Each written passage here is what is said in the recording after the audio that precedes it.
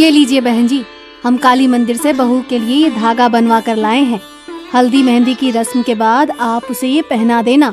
हमारे राजस्थान में ये मान्यता है कि कच्ची हल्दी की महक दुल्हन को कमजोर करती है। आप इस बात का ख्याल रखना। हल्दी की रस्म के बाद घर से बाहर न जाने देना बहू रानी को। आप चिंता मत कीजिए बहन जी, हम आज ही मेघा को ये धागा बांध देंगे। किसी की बुरी नजर नहीं पड़ेगी उस पर। आपकी अमानत बनकर रहेगी अब वो 5 दिन के लिए। सगाई के बाद मेघा की हल्दी और मेहंदी की रस्म हुई और फिर साहिल बारात लेकर उनके दरवाजे पर पहुंच गया। विदाई के बाद 8 घंटों का सफर है। अपने साथ सभी जरूरी चीजें रख ली थी ना तुमने? सबसे पहले हमारी पुश्तैनी हवेली में तुम्हारा गृह प्रवेश होगा। वहाँ पर कुछ दिन रहकर रस्में पूरी करनी है। उसके बाद अपने जयपुर वाले घर लौट आएंगे हम सब। हाँ बाबा, सब रख लिया है मैंने, तुम बिल्कुल भी टेंशन मत लो। मेघा अपने ससुराल जाने के लिए बहुत एक्साइटेड थी। साहिल की पुश्तैनी हवेली, शाही रस्में, गृह प्रवेश, सब एक सपने की तरह लग रहा था उसे।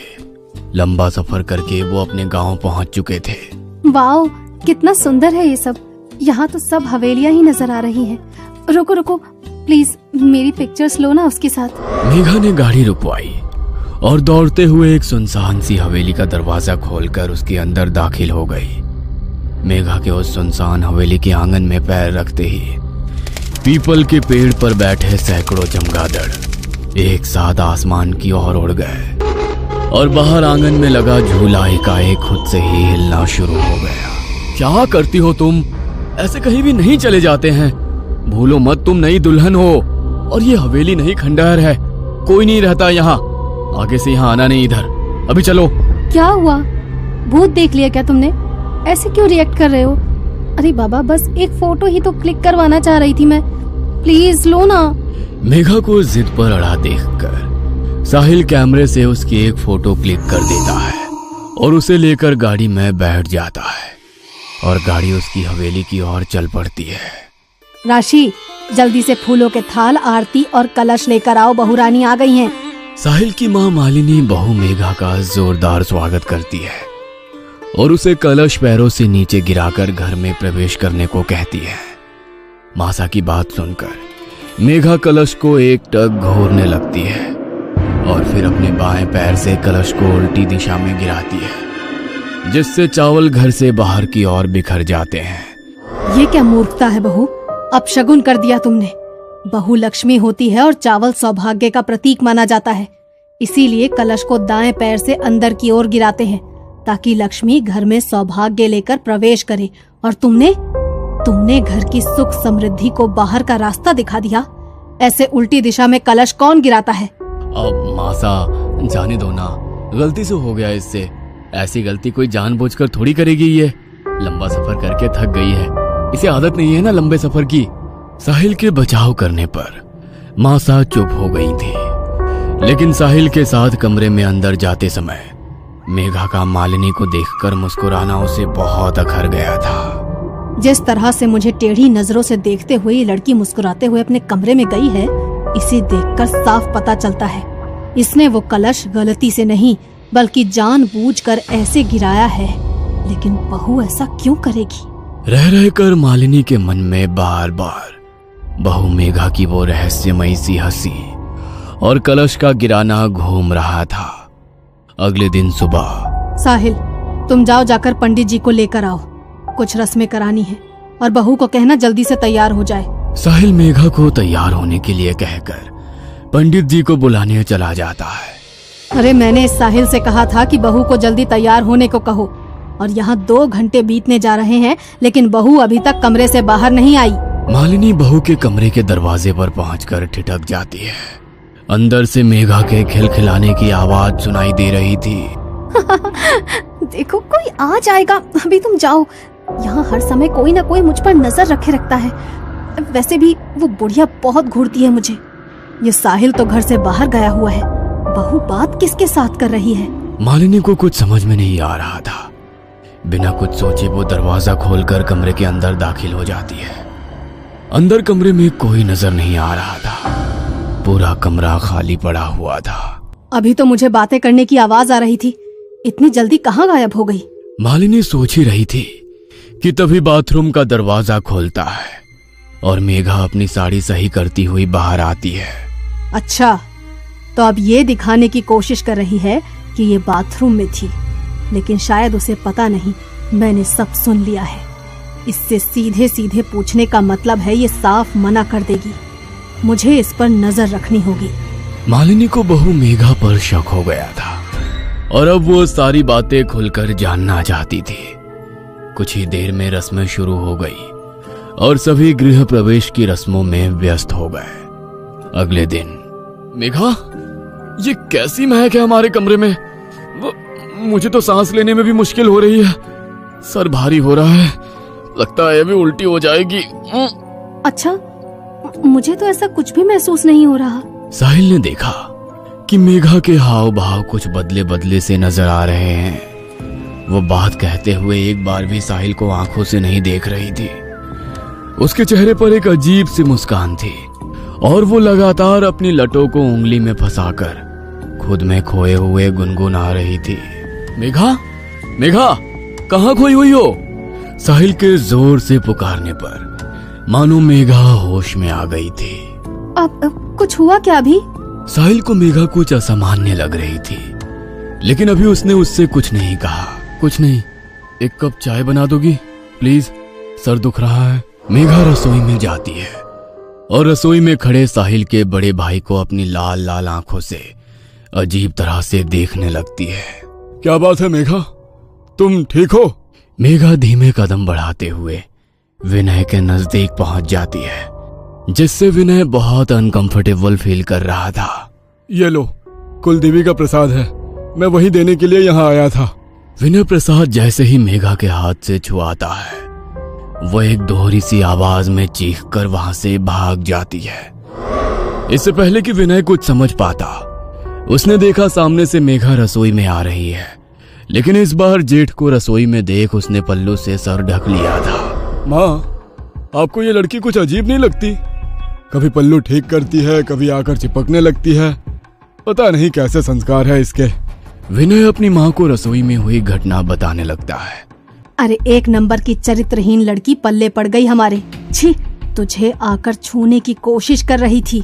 नई बहू की इस हरकत को जानकर मालिनी के पैरों तले जमीन सरक गई थी। पहले मैंने उसे कमरे में किसी से बात करते सुना, और अब ये घटना। कैसी सड़क छाप लड़की आ गई है इस घर में। मुझे नजर रखनी होगी इस पर, वरना खानदान की नाक कटवा देगी ये लड़की। आधी रात का समय था। मालिनी को अपने कमरे में ठंडक का एहसास होने लगता है, जिससे उसकी नींद टूट जाती है। खिड़की की ओर नजर डालने पर उसे एक साया कांच के उस ओर से गुजरता हुआ नजर आता है। इतनी रात को कौन टहल रहा है हवेली में? मालिनी बिस्तर से उतरकर धीरे से कमरे का दरवाजा खोलती है तो देखती है मेघा तेज कदमों से अपने कमरे की तरफ जा रही है। कहाँ से आ रही है ये इतनी रात को? आखिर चल क्या रहा है इसके मन में? मालिनी अब हर समय बहू मेघा पर नजर रखने लगी थी। मैम साहब, चूड़ी वाला आया है। आपने नई दुल्हन के लिए राजस्थानी चूड़ा मंगवाया था क्या? मेघा, जाओ पसंद कर लो चूड़ा, मैं आती हूँ 2 मिनट में। 2 मिनट भी नहीं बीते थे कि मेघा सीढ़ियां उतरती हुई मालिनी के पास आती है। मासा, आपने बुलाया? मैं जरा बाथरूम में थी। अभी तो तुम बाहर चूड़ा लेने गई थी ना? तुम्हारा दिमाग ठीक है? इतनी जल्दी तुम सीढ़ियों से ऊपर जाकर वापस नीचे कैसे आ गई? मैं तो अभी आ ही रही हूँ ऊपर से। कौन सा चूड़ा? मालिनी दौड़ते हुए बाहर आंगन की ओर जाती है, लेकिन वहाँ उसे कोई नजर नहीं आता। ये कैसे हो सकता है? अभी तो तुम बाहर निकली थी, फिर छत से कैसे आई? मुझे कुछ समझ नहीं आ रहा। उसी रात। माँ, मैं एक दोस्त की शादी में जा रहा हूँ, कल लौटूंगा, आप ख्याल रखना अपना। साहिल के जाने के कुछ देर बाद मालिनी को मेघा के कमरे से किसी की मर्दाना आवाज सुनाई देने लगती है। मालिनी बहू के कमरे का थोड़ा सा दरवाजा खोलकर अंदर झांक कर देखती है। अंदर का मंजर इतना डरावना था कि मालिनी के पांव अपनी जगह पर जम से गए थे। अंदर कमरे में सिर्फ मेघा थी और वो आराम कुर्सी पर दोनों पांव ऊपर करके सिमट कर बैठी हुई थी। कुर्सी लगातार जोर जोर से हिल रही थी। मेघा के मुंह से एक भयानक सा स्वर सुनाई दे रहा था, जैसे औरत और आदमी की आवाज एक साथ सुनाई दे रही हो। मेघा लगातार हंसती जा रही थी और टूटी फूटी उखड़ती सी बोली में अस्पष्ट सा कुछ बड़बड़ा रही थी। अचानक मेघा ने हंसना बंद कर दिया और गंभीर होकर झटके से दरवाजे की ओर देखा। मालिनी को ऐसा महसूस हुआ जैसे मेघा ने उसे देख लिया है, इसलिए वो तुरंत 2 कदम पीछे हट जाती है। ये क्या था? क्या हो रहा है इस लड़की को? मुझे यहाँ से चलना चाहिए। साहिल भी घर में नहीं है, मुझे कुछ ठीक सा महसूस नहीं हो रहा। मालिनी नीचे आकर अपने कमरे का दरवाजा बंद कर लेती है, लेकिन रह रह कर उसे बहू का वो हंसना और खुद को घूर कर देखना याद आ रहा था। मालिनी अपने कमरे में बिस्तर पर सिमटी बैठी थी कि तभी उसके दरवाजे पर दस्तक हुई। इतनी रात को कौन आया होगा? घर में तो बस मेघा और मैं ही हैं। दरवाजे पर होती दस्तक लगातार बढ़ती जा रही थी, जिसके कारण मालिनी पसीने पसीने हो रही थी। कुछ देर बाद दरवाजा पीटने की आवाज अपने आप बंद हो जाती है। लगता है मेघा अपने कमरे में चली गई है, एक बार जाकर देखती हूँ। मालिनी दरवाजे में बने होल से बाहर झांकने की कोशिश करती है तो उसे होल के ठीक सामने मेघा का सफेद पड़ा हुआ चेहरा नजर आता है, जिसे देखकर मालिनी एक बार फिर से पीछे हट जाती है। मालिनी के कमरे में अचानक ही जमीन पर खून से बने पैरों के निशान बनने लगते हैं और देखते ही देखते वहां से गायब हो जाते हैं। मालिनी को इतना समझ में आ गया था कि कुछ तो है जो उसे अपने होने का एहसास दिला रहा है, जो मालिनी को यह बताना चाहता है कि दरवाजा बंद कर लेने से वो उसे अंदर आने से रोक नहीं सकती। डर ने मालिनी के दिल और दिमाग को पूरी तरह से अपने कब्जे में कर लिया था। रात मानो सदियों से भी लंबी हो गई थी उसके लिए। किसी तरह रात बिताने के बाद अगली सुबह जब साहिल घर लौटता है तो मालिनी उसे काफी बेचैन महसूस करती है। क्या बात है बेटा, इतने परेशान क्यों नजर आ रहे हो? माँ, मेघा घर पर आ गई है क्या? अरे वो गई ही कहाँ थी जो लौट कर आएगी। मेघा के बारे में तो तू बात ही मत कर। जो मैंने कल रात देखा ना, अगर तुझे पता चला तो तेरे पैरों के नीचे से जमीन खिसक जाएगी। क्या बात कर रही हो? क्या देख लिया आपने कल रात ऐसा? मेघा कल रात घर में तो थी नहीं, फिर आपने देख क्या लिया? तेरा दिमाग तो खराब नहीं है? घर में नहीं थी तो कहाँ थी पूरी रात? घर में ही थी और क्या क्या किया है ना उसने कल रात में, वो सिर्फ मैं ही जानती हूँ। किसी तरह भगवान का नाम लेकर रात बिताई है मैंने। अरे माँ, आपके सामने ही ना कल मैं मेघा को अपने साथ शादी में लेकर गया था। पूरी रात वो मेरे साथ ही थी, फिर पता नहीं अचानक सुबह 4 बजे कहाँ गायब हो गई। मैंने उसका फोन भी मिलाया, लेकिन वो शायद अपना फोन घर पर ही भूल गई थी। जब काफी देर ढूंढने के बाद भी वो मुझे नहीं मिली तो मैं सीधा घर चला आया। ये सब क्या हो रहा है? क्यों हो रहा है? मुझे तो कुछ समझ में नहीं आ रहा। क्या सच है, क्या भ्रम है? मेरे दिमाग ने तो काम करना ही बंद कर दिया है। अरे तू तो अकेला शादी में गया था ना, और वो मेघा पूरी रात यहाँ घर में ही थी। मैंने अपनी आंखों से देखा उसे। उसके कमरे में वो पागलों की तरह हंस रही थी वो, और फिर उसके बाद आकर मेरे कमरे का दरवाजा पीटने लगी। जानवरों की तरह गुर्रा रही थी तेरी बीवी। मुझे तो ये सब कुछ और चक्कर लगता है। अगर तूने अपनी आंखों से देखा होता ना, तब तुझे समझ में आता कि मैं क्या कहना चाह रही हूँ। कैसी बेतुकी बात है। अरे एक ही इंसान एक ही समय में 2 जगह कैसे हो सकता है? ये सारी कंफ्यूजन मेघा के कारण ही हो रहा है ना। कहाँ है वो? उसी से पूछते हैं कि वो कल रात को कहाँ थी। कहीं ऐसा तो नहीं है इस घर में कोई मेघा का बहरूपिया घुसा है? कोई फिल्म चल रही है क्या यहाँ पर, जहाँ पर डबल रोल होंगे और वो हमारे घर में घुस आएगा? मेघा, कहाँ हो तुम मेघा? साहिल के बार बार मेघा मेघा चिल्लाने पर भी मेघा सामने नहीं आती। वो तो कोई जवाब ही नहीं दे रही है। कहाँ है वो? अरे अपने कमरे में है, और कहाँ जाएगी? देख बेटा, मैं तो तेरे कमरे में जाने वाली हूँ नहीं, तो खुद ही जा और अपनी आंखों से देख। माँ की बात सुनने के बाद साहिल तेज कदमों से सीढ़ी चढ़ते हुए अपने कमरे की ओर जाता है तो देखता है कि कमरे में रखी आराम कुर्सी लगातार हिल रही है। मेघा, मेघा! कमरे में जाकर साहिल के मेघा मेघा पुकारने पर लगातार हिल रही आराम कुर्सी अचानक से रुक जाती है। अरे कोई नहीं है ऊपर कमरे में, कमरा खाली पड़ा है, और आप कह रही हैं कि वो कल रात भर से अपने कमरे में ही है। माँ, हमें मेघा को ढूंढना होगा। वो आखिर ऐसे अचानक से कहाँ गायब हो गई?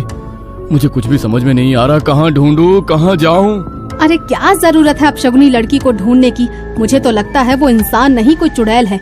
जिस दिन से ये इस घर में आई है उस दिन से कुछ न कुछ हो ही रहा है। पहले भी मैंने इसे एक ही समय पर 2 जगह देखा है। मैं तो कहती हूँ अच्छा है खुद ही चली गई, पीछा तो छूटा इस मुसीबत से। माँ तुम ये कैसी बातें कर रही हो?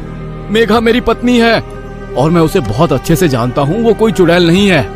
जरूर कुछ ना कुछ हो रहा है उसके साथ। मैं जा रहा हूँ पुलिस में रिपोर्ट लिखवाने, कहीं मेघा के साथ कुछ अनहोनी ना हो जाए। अरे पुलिस में रिपोर्ट लिखवाने से कुछ नहीं होगा। मेरे साथ पहाड़ी वाले बाबा के पास चलो, अब वही कोई उपाय बताएंगे।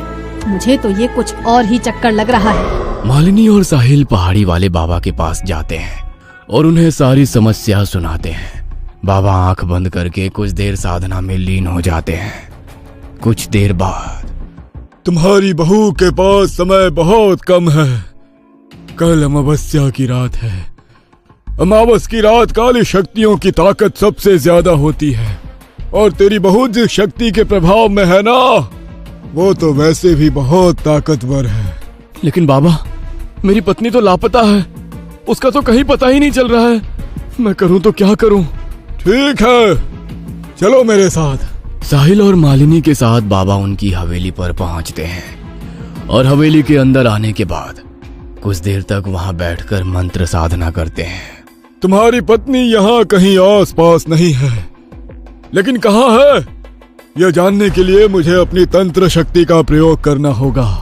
क्या तुम्हारे घर के आसपास कोई ऐसा निर्जर घर है जहाँ कोई आता जाता ना हो? हाँ बाबा, याद आया।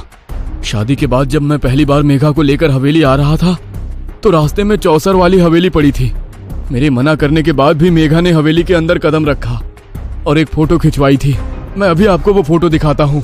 हड़बड़ी में साहिल अपना मोबाइल निकालता है और बाबा को वो फोटो दिखाने लगता है। फोटो में बाबा को मेघा के पीछे एक काली परछाई नजर आती है, जिसे देखकर साहिल, मालिनी और बाबा चौंक जाते हैं। अब तो आप लोग समझ ही गए होंगे ना कि पिछले कुछ दिनों से जो आपके घर में चल रहा था उसका कारण क्या था।